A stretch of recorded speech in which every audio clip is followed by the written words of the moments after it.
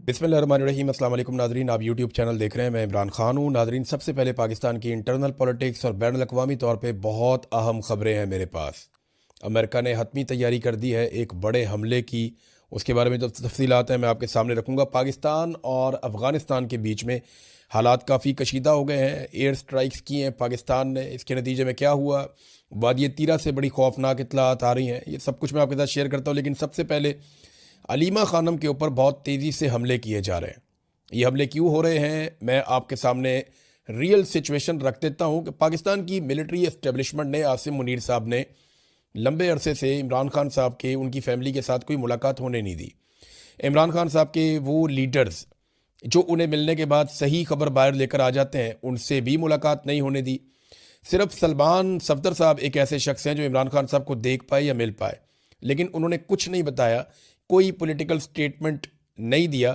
वो एक सेटलमेंट के तहत इमरान खान साहब को मिले और अभी तक मुकम्मल खामोश हैं।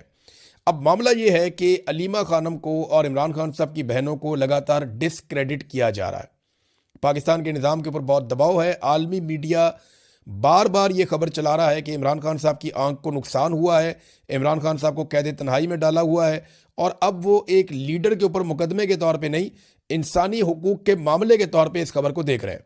पाकिस्तान के ऊपर बड़ा शदीद दबाव है डिफरेंट जगहों से, यानी आपका जीएसपी प्लस स्टेटस है वो मुतासर हो जाता है, आपके और बहुत सारी चीज़ें वो मुतासर हो जाती हैं। तो बैन अवी दबाव लगातार बढ़ता चला जा रहा है। इमरान खान आम आदमी नहीं है, ये बहुत ताकतवर आदमी है और पूरी दुनिया में इनके शानदार ताल्लुकात हैं और इनकी पूरी दुनिया में पहचान है। तो उसी हिसाब से ये आवाज़ भी उठ रही है। अब हुकूमत में ये दबाव है कि इमरान खान साहब को उनकी फैमिली के साथ मिलाया जाए और अगले 24 से 48 घंटों में या 25 तारीख तक या उससे पहले इमरान खान साहब की आंख में एक इंजेक्शन भी लगाना है अस्पताल में लाकर। अब अगर इमरान खान साहब इनकार कर देते हैं कि जब तक मेरी फैमिली मौजूद नहीं होगी तब तक मैं ये इंजेक्शन नहीं लगवाऊंगा, तो हर हाल में इमरान खान साहब की फैमिली को लाना पड़ेगा ये इंजेक्शन लगाने के लिए, और वहाँ इमरान खान साहब अपनी फैमिली के साथ सियासी बातचीत भी करेंगे, ये सब जानते हैं। तो इससे पहले कि इमरान खान साहब का कोई पैगाम बाहर आए, देखें इस वक्त पैगाम बाहर कौन ला सकता है?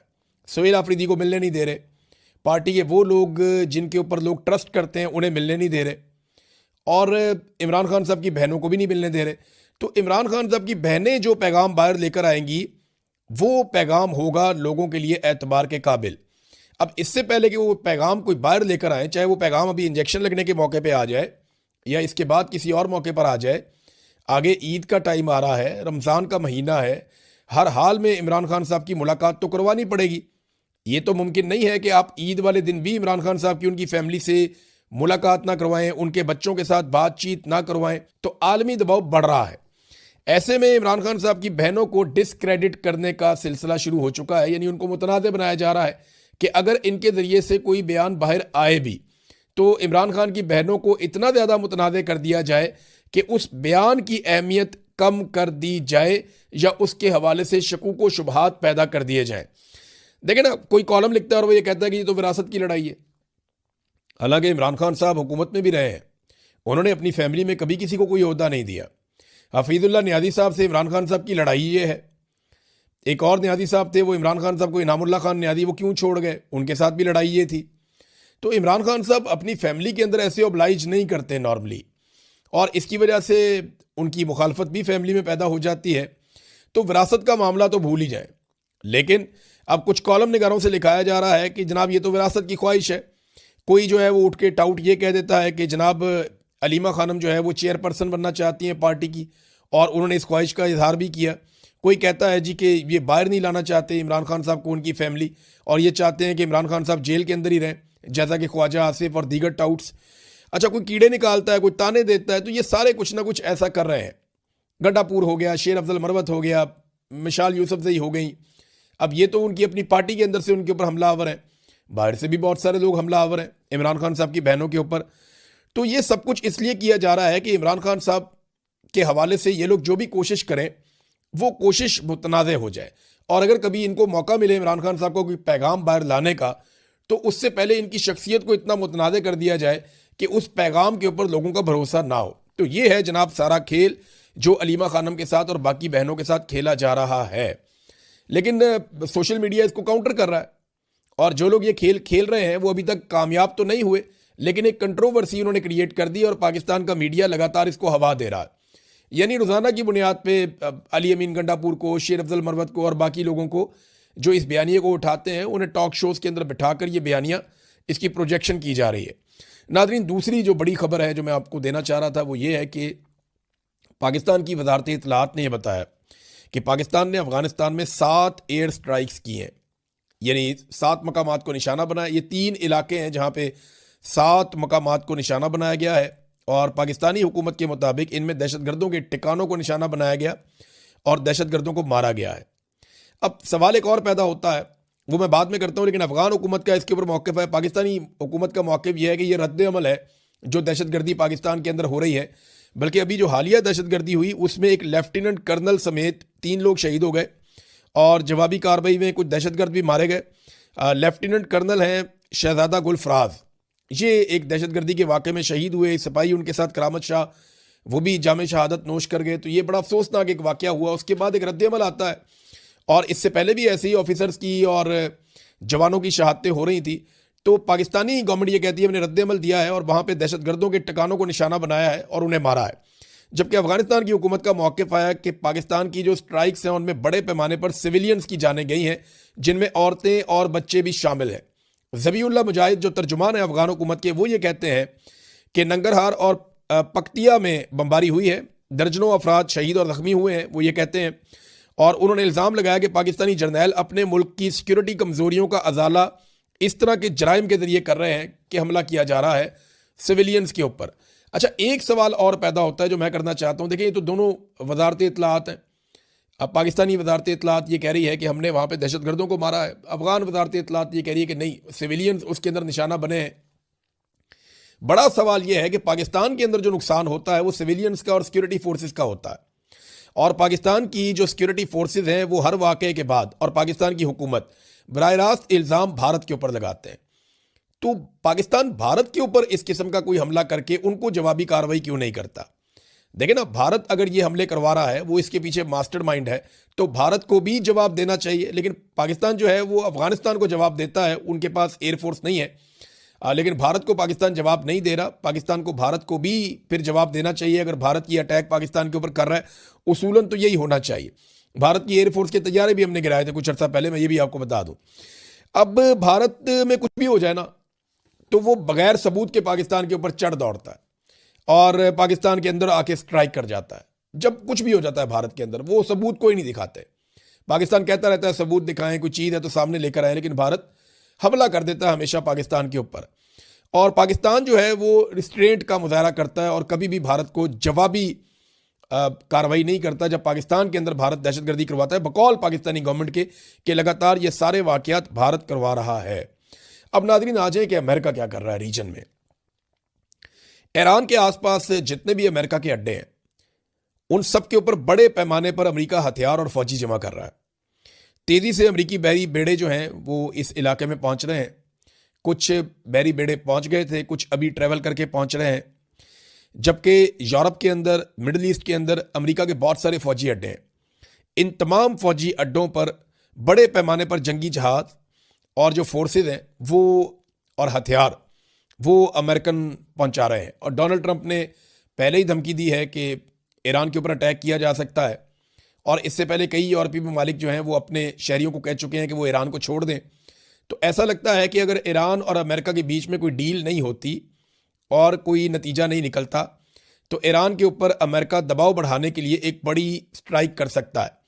और अगर अमेरिका को किसी मौके पे ये महसूस हुआ कि ईरान में रजीम चेंज हो सकता है, तो वो हर सूरत रजीम चेंज करवाएगा।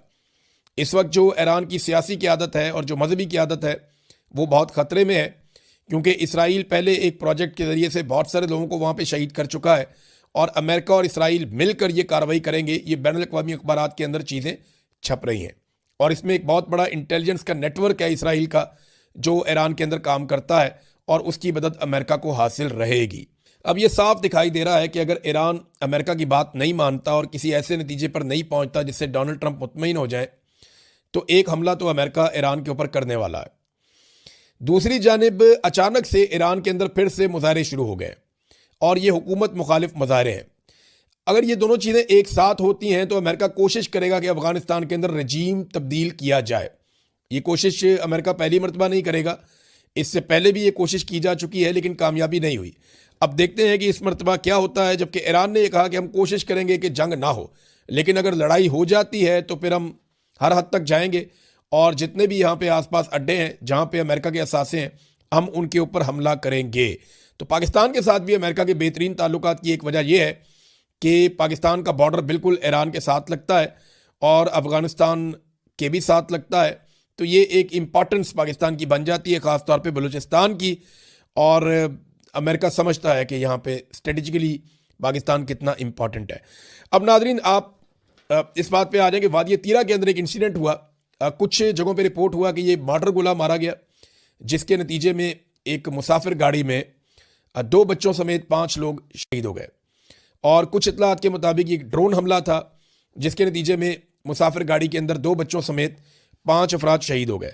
अब जो मकामी सोर्सेज हैं वो ये भी बता रहे हैं कि इसके बाद लोग एहतजाज करने के लिए गए और सिक्योरिटी फोर्सेज ने उन लोगों के ऊपर फायरिंग कर दी, जिसके नतीजे में वहाँ पे 4 लोग शायद मजीद जाँ बहक हो गए। भी कंफर्मेशन नहीं आ रही लेकिन इस किस्म की खबरें आ रही हैं। अब देखें ना, वादी तीरा है, वज़ीरिस्तान है, इन इलाकों से खबर आना बहुत मुश्किल है। मकामी सहाफ़ियों को खबर बहुत मुश्किल से मिलती है, हम तो फिर भी बहुत दूर बैठे हैं, लेकिन सोर्सेज ये बता रहे हैं और मैं आपके सामने रख रहा हूँ कि यहाँ पे पहले एक हमले में कुछ लोग इसको मॉर्टर गोले का हमला कह रहे हैं, कुछ लोग इसको ड्रोन हमला कह रहे हैं। उसके अंदर शहादतें हुई हैं और उसके बाद एहतजाज के दौरान मुजाहिरीन की शहादतें हुई हैं। और अब जो ताज़ा तरीन इतला आ रही है वो ये है कि बाड़ा चौक के अंदर लाशें रख दी हैं लाके मुजाहिरीन ने, और MNA इकबाल अफरीदी भी वहाँ पे मौजूद हैं। और ये अपर बाड़ा में ये हमला हुआ था मुसाफिर गाड़ी के ऊपर, और अब ये मुतालबा किया जा रहा है कि इसकी FIR भी दर्ज की जाए और सज़ा भी दी जाए। और ये लोग अपना मुतालबा कर रहे हैं कि हमें इंसाफ मिलना चाहिए। और ये भी कहा जा रहा है कि हम लाशें लेकर पेशावर की तरफ भी रवाना हो सकते हैं। ये नादरीन तीरा की सूरत हाल है। और आपको याद होगा आज से कुछ अर्सा पहले जब वादी तीरा के मुतासरीन के लिए वज़ीर आला खैबर पख्तूनख्वा ने 4 अरब रुपए का पैकेज दिया, तो पूरे पाकिस्तान के मीडिया ने रोला डाल दिया था कि 4 अरब रुपया आपने इन गरीब लोगों को, कमज़ोर लोगों को, बेघर लोगों को, जंगज़दा लोगों को, मासूम और निहत्ते लोगों को आपने 4 अरब रुपए का पैकेज क्यों दे दिया। ये सवाल उठाया जा रहा था ना बहुत ज़्यादा मीडिया में। अब 11 अरब रुपए का एक अय्याशी करने वाला वैलेंटाइन तैयारा लिया हुआ है मरियम नवाज ने, मीडिया उसके खिलाफ उस तरह आवाज़ नहीं उठा रहा। तो ये शिकवा वज़ीर आला ने भी किया खैबर पख्तूनख्वा के, और ये तकलीफ दे बात है एक छोटे सूबे के कमज़ोर लोगों के लिए कि उन्हें अगर कुछ थोड़ा बहुत उनका हक मिलता है तो उसके ऊपर शोर मचा दिया जाता है, और दूसरी तरफ अय्याशी के लिए एक वैलेंटाइन तैयारा लिया जाता है, और इसराइली तैयारा है, शानदार तैयारा है, और उसके ऊपर किसी किस्म की कवरेज उस तरह से नहीं होती, वैसे तनकीद नहीं होती। वज़ीरिस्तान से नाज़रीन एक वीडियो आई है और ये बिलाल खान अफरीदी साहब हैं, इन्होंने ट्वीट की है और ये बता रहे हैं जी वज़ीरिस्तान में कर्फ्यू लगा हुआ है। और ये वज़ीरिस्तान का एक इलाका है, वो ये बता रहे हैं, आप साफ देख सकते हैं कि बड़े बड़े ट्रॉलर्स वहाँ से मादनी वसाइल से लदे हुए हैं और मादनियात लेकर बाहर जा रहे हैं, जबकि दूसरी तरफ पूरे इलाके में कर्फ्यू नाफिज है। यानी आम लोगों की ज़िंदगी मफलूज है, मगर जो वसाइल हैं या मादनियात हैं उनकी तरसील बिला रुकावट जारी है। ये मैंने आपको पहले ही बताया था कि ना तो तेल रुकता है, उसकी स्मगलिंग रुकती है ईरान से, ना मादनियात की आमदरफ्त रुकती है, अगर रुकता है तो आम आदमी रुक जाता है। कर्फ्यू है आम आदमी के लिए है, मादनियात के लिए कोई कर्फ्यू नहीं है। मादनियात हर वक्त निकलती रहती हैं और मादनियात के जो ट्रॉले जाते हैं उन्हें अमान हासिल है सिक्योरिटी फोर्सेस की जानिब से भी और दहशतगर्दों की जानिब से भी, क्योंकि उसमें माल है और वो सबको माल खिलाते हैं ऐसा लगता है। बहरहाल मादनियात वहाँ से जा रही हैं और ये सबूत भी उन्होंने दिखाया कि कर्फ्यू के दौरान भी मादनियात की तरसील जारी है। नाज़रीन एक ख्वाहिश है बहुत पुरानी, और ये ख्वाहिश है ग्रेटर इसराइल की। ये ख्वाहिश वक्तन फ़वक्तन सामने आती रहती है। इसराइल के जो हुक्मरान है वो ये कहते रहते हैं। ग्रेटर इसराइल का मतलब ये है कि उर्दन, सऊदी अरब का एक हिस्सा, इराक़ का एक हिस्सा, शाम, मिस्र, लबनान, इनके कुछ इलाके जो हैं ये सारे शामिल करके एक बहुत बड़ा इसराइल बनेगा, जहाँ पे इसराइल की हुकूमत होगी और समुंदर का भी एक बड़ा एरिया इनके कंट्रोल में होगा और सुएज़ कनाल भी इनके कंट्रोल में चली जाएगी। तो दुनिया की मईशत के ऊपर एक बड़ा तगड़ा कंट्रोल आ जाएगा इसराइल का। ये एक पुराना एक मंसूबा है ग्रेटर इसराइल का। अब इसके ऊपर जो है वो अमेरिकी सफ़ीर जो हैं इसराइल के अंदर, उन्होंने रिमार्क्स दिए हैं और उन्होंने कहा कि मशरक़ वस्ता में इसराइल का कंट्रोल काबिल कबूल हो सकता है। और इन तबसरों को जिना अब ये तबसरे इस तरह के हो रहे हैं। इससे पहले एक और तबसरा भी आया था कि वहाँ पे जो एक थर्ड टेम्पल है उसकी तामीर के हवाले से भी अमरीकी हुकाम ने एक स्टेटमेंट जारी किया था। तो इसराइल के लिए जितना डिलीवर किया डोनाल्ड ट्रंप ने, इतना तारीख में कोई अमरीकी सदर नहीं कर पाया। डोनाल्ड ट्रंप ने इसराइल के साथ दोस्ती निभाई है और कमाल तरीके से निभाई है। डोनाल्ड ट्रंप ने प्लेट में रख के वो तमाम ममालिक जो इसराइल के लिए ख़तरा थे वो इसराइल के कदमों में पेश किए हैं। यानी पाकिस्तान एक वाहिद मुसलमान एटमी मुल्क है और पाकिस्तानी वज़ीर आज़म और पाकिस्तानी हुकूमत का ये स्टेटमेंट आता है कि उन्हें पीस बोर्ड के अंदर कोई एतराज़ नहीं है इसराइल की शमूलियत पे, और वहाँ मुतालबा भी नहीं किया जाता कि ये पीस बोर्ड के अंदर गज़ा के लोगों को या फ़लस्तीनियों को शामिल किया जाए, और उनकी रियासत के हवाले से भी कोई मुतालबा सच अभी तक सामने नहीं आया। तो नाज़रीन, इसके ऊपर जो है ना सऊदी अरब की वज़ारत ख़ारजा ने बड़ा सख्त रद्द-ए-अमल दिया है। ये जो अमरीकी सफ़ीर का स्टेटमेंट आया, रियाद ने मुतनब्बा किया कि बयानबाजी से इलाकाई इस्तेहकाम को ख़तरा लाहक है। सऊदी अरब का मुतालबा भी सामने आया कि 1967 की सरहदों पर मबनी 2 रियासती हल के लिए अपनी हमायत का उन्होंने कहा जी हम आदा करते हैं, ये जारी रहेगी, जिसमें मशरक़ी अल-कुद्स मुस्तकबिल की फ़लस्तीनी रियासत का दारुल हुकूमत होगा। वो पुराना फार्मूला 1967 की करारदाद के मुताबिक फ़लस्तीनी रियासत का क़याम अमल में लाया जाए। एक तरफ ग्रेटर इसराइल और एक तरफ फ़लस्तीनी रियासत का क़याम, ये दोनों बिल्कुल अपोजिट चीज़ें हैं। लेकिन अमेरिका या डोनाल्ड ट्रंप हमेशा इसराइल के साथ जाएंगे और वो ये खुलकर कहते हैं, और इसमें उनको कोई आड़ भी नहीं है ये बात कहने में। नाज़रीन, हमारे जो सहाफ़ी दोस्त हैं सोहराब बरकत साहब, उनकी सुप्रीम कोर्ट से ज़मानत हुई और उनके खिलाफ अब एक और FIR सामने आ गई। यानी कानून का और इंसाफ का मजाक उड़ा दिया पाकिस्तान के अंदर पाकिस्तान के इदारों ने, और ये सब जानते हैं इसके पीछे पाकिस्तान की इंटेलिजेंस एजेंसियां हैं। अदालतों की तौकीर जो है वो ख़त्म हो रही है, बेतौकीर हो रही हैं अदालतें, उनके ऊपर से एतमाद ख़त्म हो रहा है। मैं ये बात कहना चाहता हूँ, देखिए सौराब तो ये वक्त गुजार देगा, एक दिन आएगा बाहर भी आ जाएगा, आज़ाद भी हो जाएगा। लेकिन ये बात याद रखिएगा कि ये वक्त गुजर जाएगा, मगर इदारे अपनी साख जिस तरह बर्बाद कर रहे हैं ये साख बहाल नहीं होगी। लोगों की नफरत को अब आप कम नहीं कर पाएंगे। ये जो कुछ भी आप कर रहे हैं इसकी कीमत आपको चुकानी पड़ेगी। सौराब तो अकेला आदमी है, वो एक आदमी है, वो ये तकलीफ बर्दाश्त कर लेगा, वो इससे एक दिन निकल जाएगा। हो सकता है निकलने के बाद वो पहले से ज़्यादा सख्त हो जाए, हो सकता है थोड़ा सा अपने आप को मॉडिफाई कर दे, कुछ भी करेगा। लेकिन एक बात याद रखिएगा, ये जो इदारे हैं ये अपनी जो साख तबाह कर रहे हैं ये कई नस्लों तक पीछा नहीं छोड़ेगी। अब तक के लिए इतने, अपना ख्याल रखिएगा, अपने इस चैनल का भी। अल्लाह हाफ़िज़।